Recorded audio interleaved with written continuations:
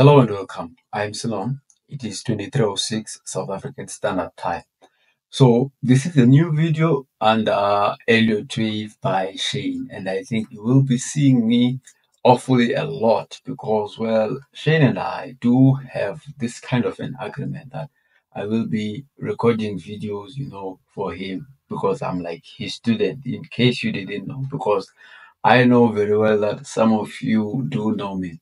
So in this video, I will not be doing as Shane normally does, that is giving out market insights, say for example on Bitcoin or Forex or even the stock market for that matter. What I will be doing instead, I will be teaching you about some of the technical methods that I utilize in my wave principle. Sometimes not just the wave principle, but also other forms of technical analysis.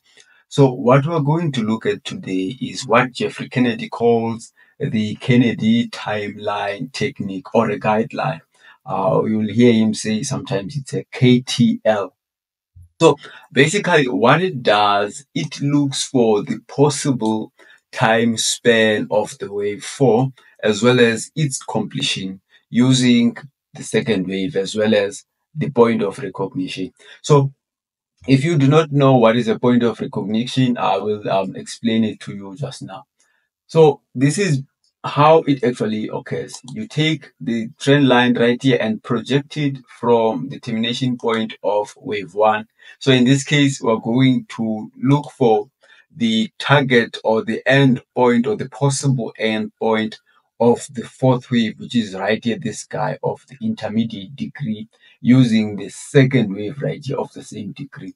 So let me just show you. You first project from the end of wave one, a trend line, down to the end of the second wave of the same degree. And then the second part of that would be you project another trend line from the end of wave one again. And you can see our wave one began right at 1.79 Indian rupees. By the way, we're looking at Baba. It's an Indian stock. I just chose it randomly.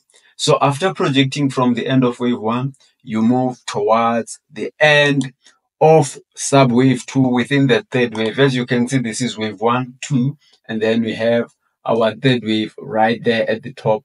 So a point of recognition is basically a third wave of a third. And it's well explained in the book by Jeffrey Kennedy as well as Wayne Gorman. I think it's called Visual Guide.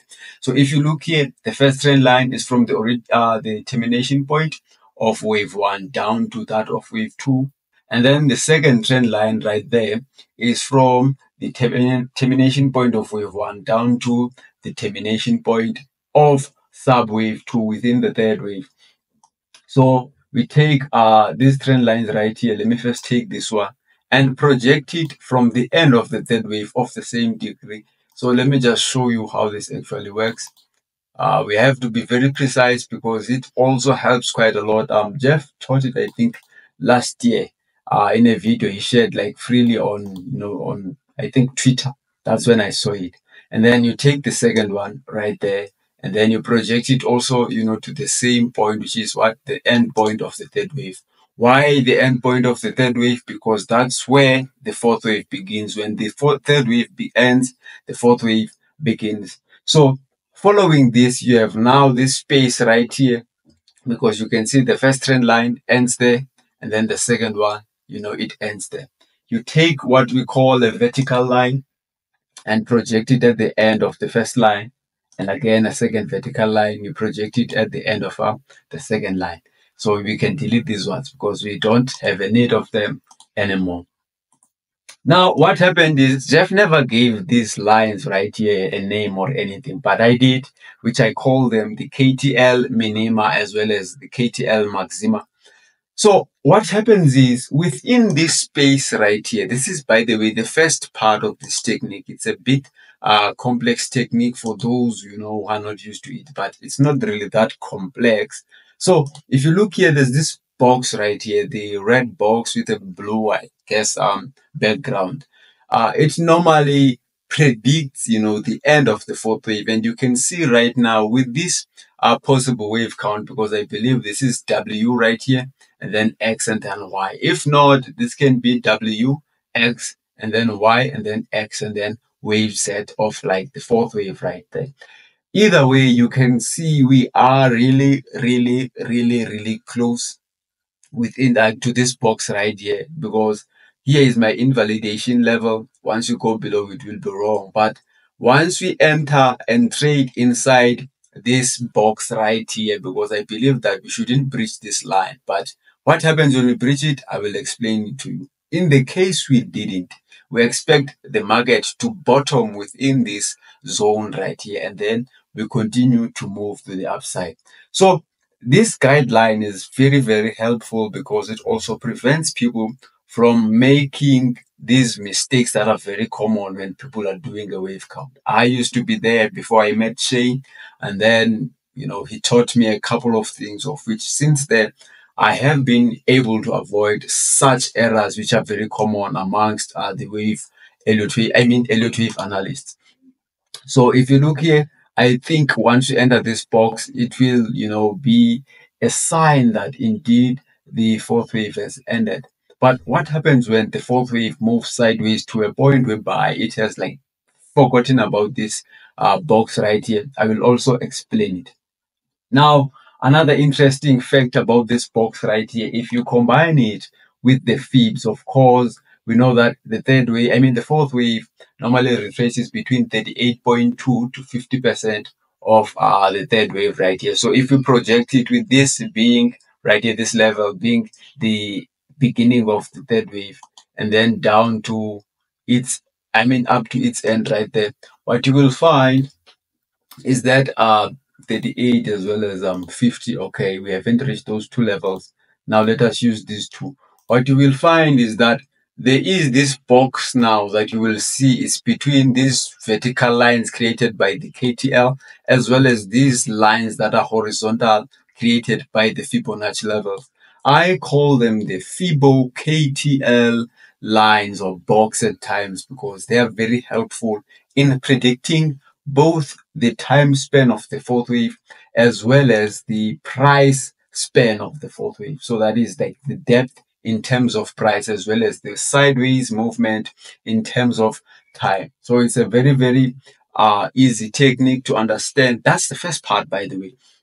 And then it happens sometimes that this part or this technique, the first part of like this technique doesn't hold true. That is in the case whereby the fourth wave moves too much, too sideways, you'll find that we have a fourth wave that is kind of like out of context in terms of time span at times. That's when then you will find most of the Elliott Wave analysts who are new anyway into this concept make a lot of counting mistakes, and then they do not know what went wrong and they keep on messing up.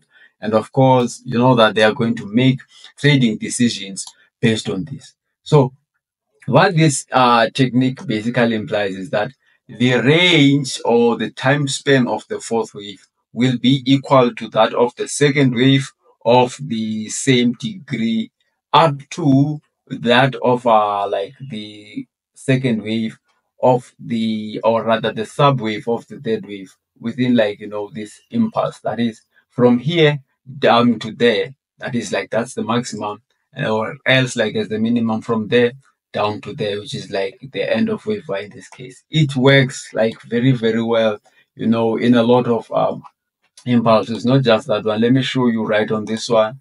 Sometimes it will miss just by a little bit. That's the first line right here, which does not include, by the way, the point of recognition. And then let us draw the first vertical line right there. And let me delete it for you. And then the second part, of course, you know that we draw from the same point down to the point of recognition, because this is the third wave in this case, like of this impulse, which is 1, 2, 3, 4, 5. So this is the third wave right here. That is now the second wave or subwave 2 within this third wave. So we take that also and project it at the like same point, which is what the end point of the third wave. Sometimes it often misses just by an inch. It's a very, very interesting technique, and you can see that is what happened right there.